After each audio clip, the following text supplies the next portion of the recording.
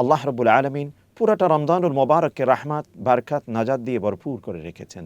যে এই ৩ দশককে ৩ ভাবে বিভক্ত করা এটাও ঠিক নয়।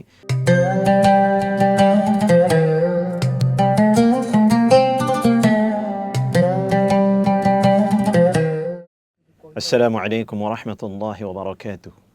সম্মানিত দর্শকবৃন্দ, রূপালী বাংলাদেশের বিশেষ আয়োজন হৃদয়ে রমাদান অনুষ্ঠানে আপনাদের সকলকে সাদর স্বাগতম।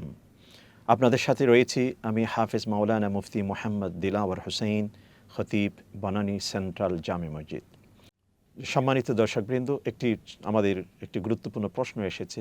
রমাদানুল মোবারকের ৩টি অধ্যায়, প্রথম ১০, দ্বিতীয় ১০, তৃতীয় ১০। হযরত সালমান ফারিসি রাদিয়াল্লাহু আনহুর একটি প্রসিদ্ধতম হাদিস, দীর্ঘ লম্বা হাদিস। সেই পুরোটা হাদিস এই সংক্ষিপ্ত সময়ে আলোচনা হতে সম্ভব নয়, তবে সেই হাদিসের খণ্ড বিশেষ এই প্রশ্নের উত্তরের জন্য অত্যন্ত খুবই গুরুত্বপূর্ণ এবং প্রযোজ্য। সেটি হলো এই: আল্লাহ রাব্বুল আলামিন পুরাটা রমজানুল মোবারককে রাহমাত, বারকাত, নাজাত দিয়ে ভরপুর করে রেখেছেন।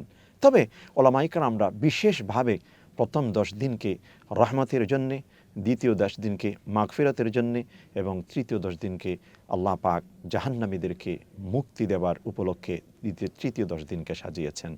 এই আলোকে অনেক প্রশ্ন রয়েছে, বিতর্ক রয়েছে। তবে ওলামায়ে কেরামরা যেটা বলছেন যে এই ৩ দশককে ৩ ভাবে বিভক্ত করা এটাও ঠিক নয়। কারণ পুরাটা রমজানব্যাপী যে প্রতিদিন রহমত, মাগফিরাত, নাজাতের বিষয় রয়েছে। কোনো একজন ব্যক্তি প্রথম ১০ দিনে তিনি ইবাদত করেছেন, তিনি শুধু রহমত পেয়েছেন, মাগফিরাত পাননি, নাজাত পাননি, এমনটি নয়। বরঞ্চ মানুষের আমলের সুযোগার্থে অনেকেই সেটাকে বিন্যস্ত করেছেন। তবে পুরাটা রমজান জুড়েই সেখানে রহমত, মাগফিরাত, নাজাত, বারকাত, আরও যাবতীয় ফজিলত, আরও যাবতীয় গুরুত্বপূর্ণ আল্লাহর পক্ষ থেকে নেয়ামত আল্লাহ পাক এখানে উন্মুক্ত করে রেখেছেন। আশা করি এই বিষয় থেকে আমরা যে ৩ দশকের যে ৩টি বিষয় গুরুত্ব, সেটা আমরা পেয়ে গেছি। তবে আরেকটি গুরুত্বপূর্ণ বিষয় এখানে আমাদের লক্ষ্য রাখা উচিত। রমজানুল মোবারকের শেষ দশকের গুরুত্ব অনেক বেশি, কারণ সেই শেষ দশকের মধ্যে একটি বেজোড় রাত্রি রয়েছে, যে রাতের নাম হচ্ছে লাইলাতুল কদর। আল্লাহ রাব্বুল আলামিন আমাদের সকলকে পুরাটা রমজান থেকে রহমত, মাগফিরাত, নাজাত, একই সাথে লাইলাতুল কদরের যাবতীয় বারকাত অর্জন করার তৌফিক নসিব করুন। আমিন।